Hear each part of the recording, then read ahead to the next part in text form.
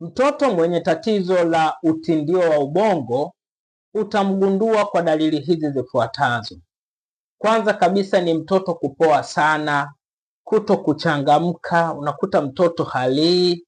Lakini pia pale ambapo utamuona mtoto wako anachelewa kuona licha ya kwamba ameshafikisha umri wa kuona, tambua ya kwamba huenda huyu mtoto ana tatizo la utindio wa ubongo. Lakini pia pale ambapo utaona mtoto wako anashindwa kushika vitu, anashindwa kushika mikono yake, vidole, anashindwa kushika vidole, lakini pia hata miguu, tambua ya kwamba huenda huyu mtoto ana tatizo la utindio wa ubongo. Lakini pia ikiwa kama utaona mtoto anadondokwa na ute, kwa maana ya anatokwa na mate, udenda, huenda pia mtoto huyu ana tatizo la utindio wa ubongo, na hivyo unapaswa kuchukua hatua za haraka zaidi ili kuweza kumsaidia mtoto huyu.